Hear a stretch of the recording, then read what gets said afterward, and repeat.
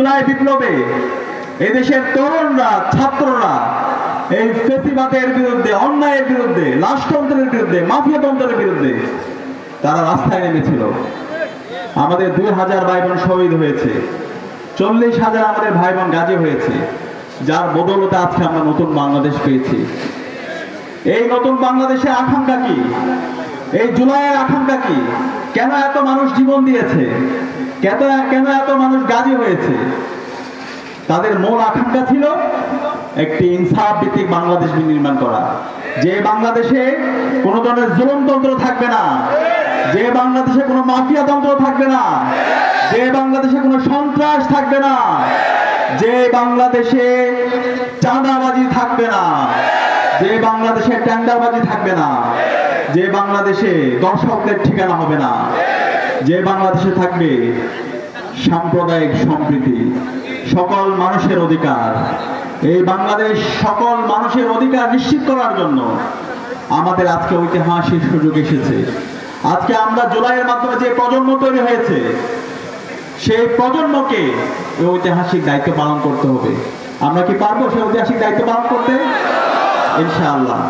সে ঐতিহাসিক দায়িত্ব কি? সে ঐতিহাসিক দায়িত্ব হলো এই অঞ্চলে দীর্ঘদিনের যে লড়াই, একটি ইনসাফ ভিত্তিক বাংলাদেশ বিনির্মাণ করা, সঠিক নেতৃত্বকে বেছে নেওয়া, সেই নেতৃত্বকে আমাদেরকে আসন্ন নির্বাচনে বাছাই করে নিতে হবে।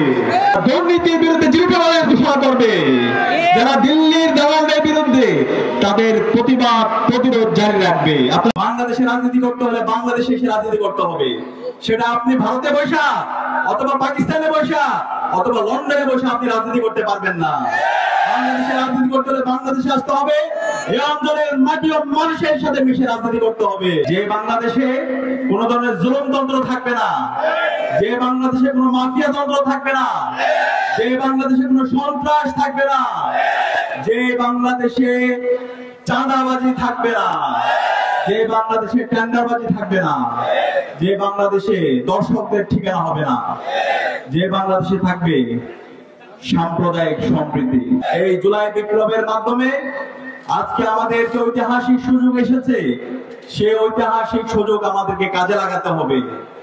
ইনসাফের প্রতীক দাঁড়িপাল্লার যারা কান্ডারি আছে, সমাজে যারা ন্যায্যতা এনশিওর করতে চায়, সমাজে সকল মানুষের অধিকার নিশ্চিত করতে চায়, যারা দুর্নীতিমুক্ত সমাজ বিনির্মাণ করতে চায়, তাদেরকে আমাদের বাছাই করতে হবে। বাংলাদেশের সকল আজাদী আন্দোলন, ফ্যাসিবাদী আন্দোলন, এই সব কিছু জাতীয় ঢাকা বিশ্ববিদ্যালয় থেকে শুরু হয়েছে এবং বাংলাদেশের ক্যাম্পাসগুলো থেকে শুরু হয়েছে। আজকে ঢাকা বিশ্ববিদ্যালয়ের তরুণরা ইনসাফের পক্ষে অবস্থান নিয়েছে। ঢাকা বিশ্ববিদ্যালয় কেন্দ্রীয় ছাত্র সংসদ ডাকসু নির্বাচন আপনারা দেখতে পেয়েছেন। এদেশের শিক্ষার্থীরা ইনসাফের প্রতিনিধিদেরকে তারা বাছাই করেছে। আগামী নির্বাচনে এদেশের সর্বপর্যায়ের মানুষরা ইনসাফের প্রতিনিধিদেরকে নির্বাচিত করার জন্য তারা মুখিয়ে আছে। সারা দেশে আজকে একটা নীরব বিপ্লব হয়ে গেছে। ইনসাফের যারা প্রতিনিধি আছে, যারা দেশের স্বাধীনতা, সার্বভৌমত্ব, অখণ্ডতার জন্য জীবন দিতে প্রস্তুত, যারা তাদের কথা এবং কাজের মধ্যে মিল রেখেছে, তাদেরকে বাছাই করার জন্য সারা দেশের মানুষ মুখিয়ে আছে। এই জুলাই বিপ্লবের মাধ্যমে আজকের বাংলাদেশের তরুণরা এম্পাওয়ার হয়েছে। আজকে তরুণরা মত প্রকাশের স্বাধীনতা পেয়েছে। আজকে বাংলাদেশের প্রতিটি ক্যাম্পাস সন্ত্রাস মুক্ত হয়েছে, চাঁদাবাজ মুক্ত হয়েছে, গরম গ্যাস মুক্ত হয়েছে। শিক্ষার্থীরা মত প্রকাশের স্বাধীনতা পেয়েছে। আসন্ন নির্বাচনে সকল নাগরিকরা যেন ভোট দিতে পারে, সেই কারণে প্রতিটি কেন্দ্রের নিরাপত্তা আমাদের তরুণদেরকে নিশ্চিত করতে হবে।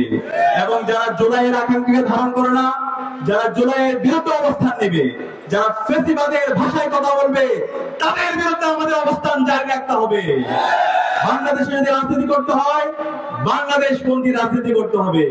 এদেশের মাটি ও মানুষের যে আকাঙ্ক্ষা, সেটাকে ধারণ করতে হবে, জুলাইকে ধারণ করতে হবে, শহীদদের আকাঙ্ক্ষাকে ধারণ করতে হবে। এবং এই অঞ্চলের দীর্ঘদিনের আজাদীর যে লড়াই, আমাদের যারা হিরো আছে, তাদেরকে ধারণ করতে হবে।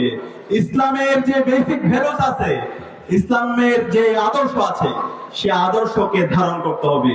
কেউ যদি এর বাইরে অবস্থান নেয়, কেউ যদি জুলাইয়ের বিরুদ্ধে অবস্থান নেয়, ফ্যাসিবাদী কাঠামোকে রেখে দিতে চায়, সেই পুরনো রাজনৈতিক কালচার আবার এই সমাজে এই রাষ্ট্রে ফিরে নিয়ে আসতে চাই, তাহলে বাংলাদেশের ফ্যাসিবাদের যে পরিণতি হয়েছিল তার সাথে খারাপ পরিণতি আপনাদের হবে।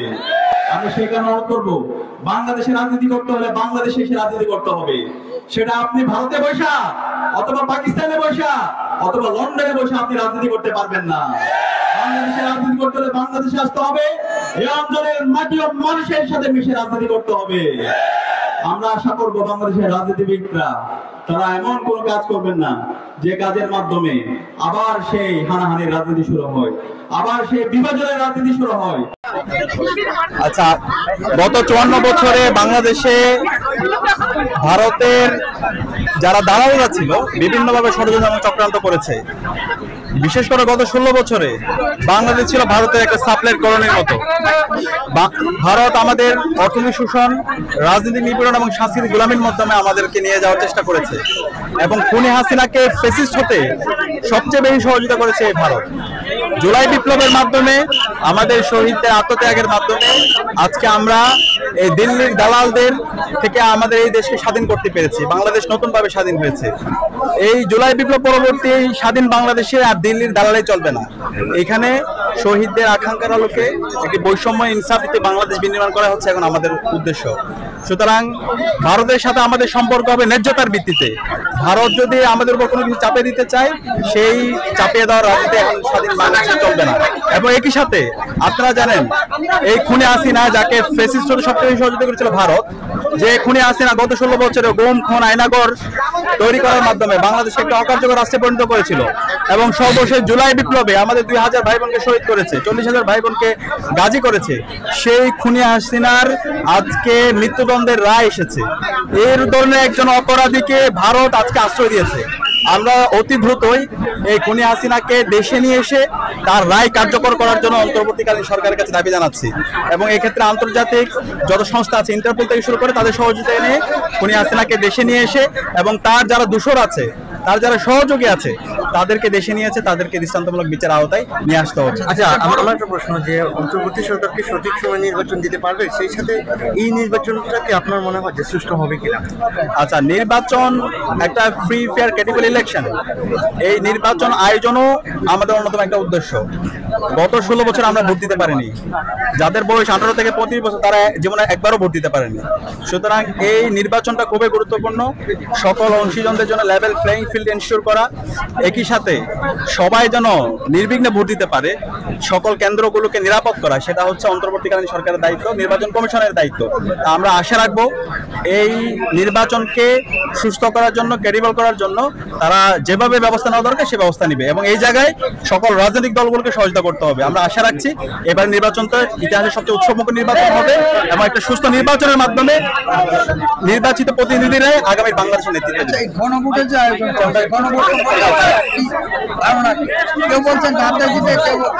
না, অবশ্যই আমরা যে বলছি ফ্যাসিবাদী কাঠামোকে বিলোপ করে নতুন রাজনৈতিক সংস্কৃতি বিনির্মাণ করব। এই ফ্যাসিবাদী কাঠামোকে বিলোপ করার জন্য, নতুন রাজনৈতিক সংস্কৃতি বিনির্মাণ করার জন্য আমাদের এই যে জুলাই সনদটা সবচেয়ে গুরুত্বপূর্ণ, সেই জুলাই সনদটা বাস্তবায়ন হওয়ার জন্য গণভোট দরকার। সেই গণভোটটা নির্ধারিত সময়ে হতে হবে এবং এই গণভোটের মাধ্যমে আগামী বাংলাদেশের রাজনৈতিক কালচার নির্ধারণ হবে।